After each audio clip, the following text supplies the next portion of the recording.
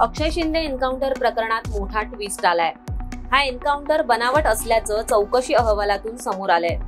या प्रकरणात 5 पोलिसांना जबाबदार ठरवण्यात आलं असून त्यांच्यावर गुन्हा दाखल करून कारवाई करण्याचे आदेश हायकोर्टानं दिले आहेत। बदलापूर येथील शाळेत शिकणाऱ्या चिमुकल्या मुलींवर नराधम अक्षयनं लैंगिक अत्याचार केले होते। याच प्रकरणी अक्षय शिंदेला पोलिसांनी अटक केली होती। 23 सप्टेंबरला अक्षय शिंदे याला बदलापूरच्या दिशेनं नेत असताना त्याचा मुंब्रा बायपास येथे एन्काउंटर करण्यात आला। हा एन्काउंटर पोलिसांनी स्वसंरक्षणार्थ केल्याचं सांगितलं जात होतं, पण आता ठाण्यातील मॅजिस्ट्रेटनं अक्षय शिंदेच्या एन्काउंटरचा अहवाल बंद लिफाफ्यातून हायकोर्टात सादर केला। न्यायमूर्ती रेवती मोहिते डेरे यांनी या अहवालाचं कोर्टात वाचन केलं। यामध्ये अनेक धक्कादायक गोष्टींचा उलगडा झाला असून 5 पोलीस दोषी असल्याचं स्पष्ट झालंय। त्यामुळे कोर्टाच्या अहवालात नेमकं काय म्हटलंय आणि या संपूर्ण प्रकरणात पोलीस कसे जबाबदार आहेत हे जाणून घेण्यासाठी हा व्हिडिओ शेवटपर्यंत नक्की पहा। पण त्याआधी माय महानगरला सबस्क्राईब केलं नसेल तर ते आधी करा।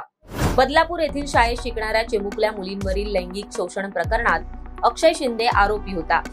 मागच्या वर्षीच्या ऑगस्ट महिन्यातच नराधम अक्षय शिंदेनं चिमुकल्या मुलींवर शाळेच्या स्वच्छतागृहामध्ये अत्याचार केले होते। या प्रकरणी अक्षय शिंदेला अटक करण्यात आली होती। अक्षयची कोर्ट कचेरी चालू असतानाच 23 सप्टेंबरला त्याचा मुंब्रा बायपास येथे एन्काउंटर करण्यात आला। तळोजा कारागृहातून रिमांडसाठी नेत असताना अक्षयनं पोलिसांची बंदूक हिसकावून घेत हल्ला करण्याचा प्रयत्न केला।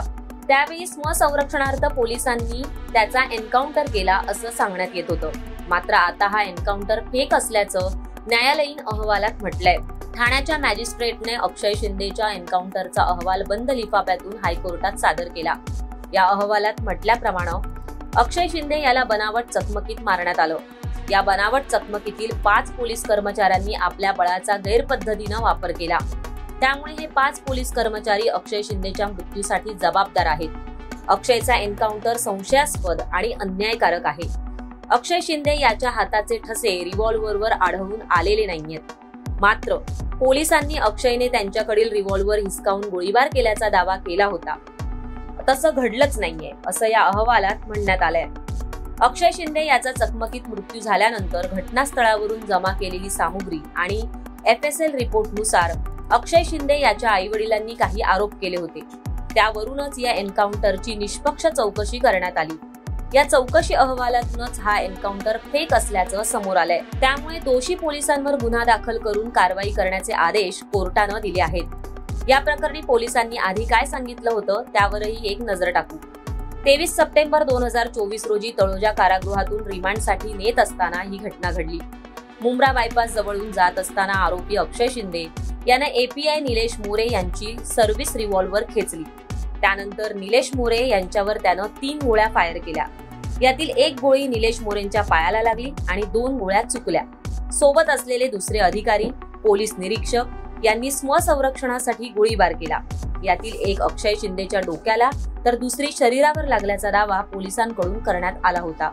मात्र आता या संपूर्ण प्रकरणात पोलीस दोषी असल्याचं अहवालात म्हटलं गेलंय। त्यामुळे अक्षय शिंदे एन्काउंटर प्रकरण बनावट असल्याचं स्पष्ट झालंय। यावर मुख्यमंत्री आणि गृहमंत्री देवेंद्र फडणवीस आणि तत्कालीन मुख्यमंत्री एकनाथ शिंदे काय प्रतिक्रिया देतात हे पाहणं महत्त्वाचं असणार आहे। अशाच घडामोडी जाणून घेण्यासाठी माय महानगर लाईव्हला सबस्क्राईब करा आणि बेल आयकॉनला प्रेस करायला विसरू नका।